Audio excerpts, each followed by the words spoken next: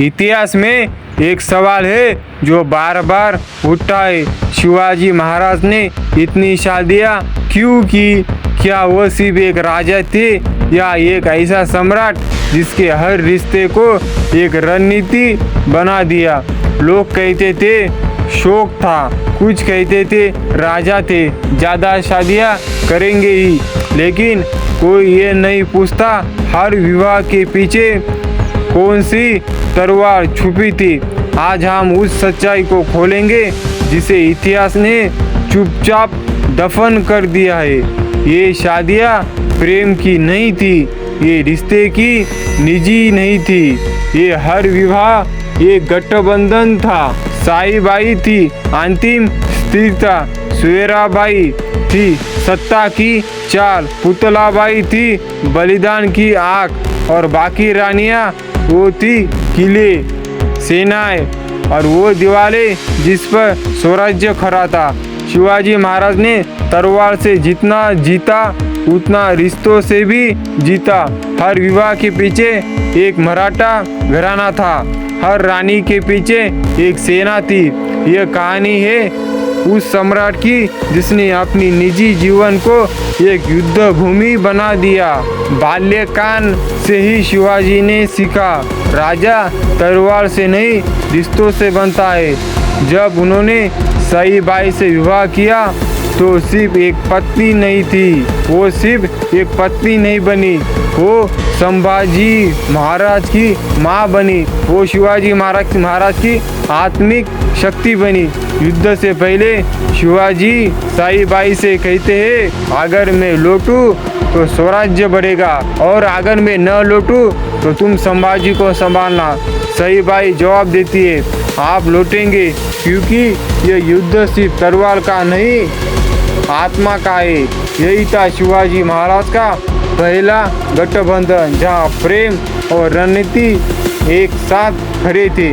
फिर आई सोयराबाई, वो सिर्फ रानी नहीं थी, वो राजा राम की माँ थी।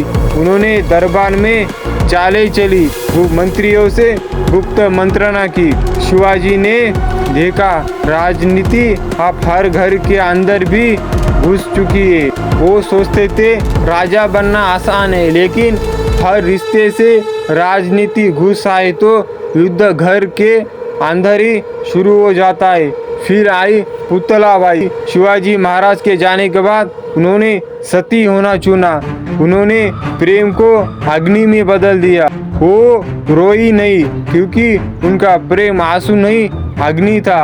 और बाकी रानियां सकवारबाई, काशीबाई, लक्ष्मीबाई, गुणवंतबाई, हर एक विवाह के पीछे एक शक्तिशाली मराठा घराना था। शिके, लिंबालकर, मोहिते, पाटिल, हर घराने से शिवाजी ने न सिर्फ रिश्ते बनाए बल्कि सेनाएं जोड़ी, किले जीते और स्वराज्य की नींव मजबूत की। ये शादियां नहीं थी, ये युद्ध की तैयारी थी। ये प्रेम नहीं था, ये स्वराज्य की नींव थी। आज लोग कहते हैं इतनी शादियां गलत है, लेकिन तब बहुविवाह सम्मान था, तब हर विवाह एक गठबंधन था। आज की नज़र से देखना इतिहास की गहराई को मिटा देता है। शिवाजी महाराज ने जो किया वह उस समय की रणनीति थी, ना कि कोई निजी लालसा। उन्होंने अपने निजी जीवन को राजनीतिक बना दिया। हर रानी के साथ एक जिम्मेदारी थी, हर विवाह के साथ एक मोर्चा था। छत्रपति शिवाजी महाराज अकेले बैठे ही, सामने हर विवाह की तस्वीरें, आंखों में थकाने।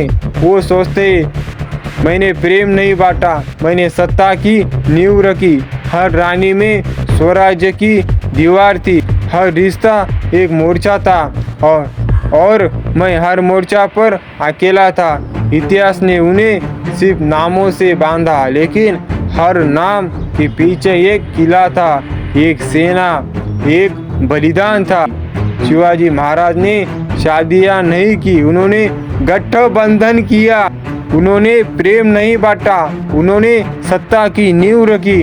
हर रानी एक किला थी, हर विवाह एक युद्ध था।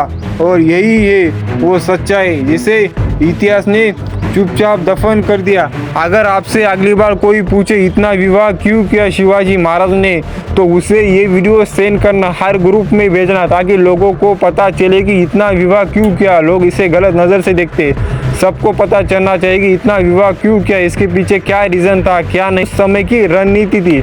अगर आपको अच्छा लगा लाइक और सब्सक्राइब करना और ये वीडियो ज़्यादा से ज़्यादा लोगों को शेयर करना, ताकि लोगों को मालूम चले कि असली में इतिहास है क्या। लोगों को इतिहास मालूम ही नहीं। अगर आप ग्रुप में भेजेंगे तो लोगों को मालूम चलेगा उसके मन में जितनी सारी इतनी शादियाँ क्यों की, तो लोगों को डिटेल में मालूम चलेगा कि शिवाजी महाराज ने इतनी शादियाँ क्यों की, तो उनको भी समझ में आएगा हाँ इसलिए की। लोगों को मालूम ही नहीं है शादियाँ की, लेकिन क्यों की, लोगों के मन में गलत विचार आती है। आप लोगों को भेजिए, लोगों को मालूम चलेगा इतनी शादियाँ क्यों की। ग्रुप में भेजिए एक दो, उनको भी मालूम चलेगा क्यों की।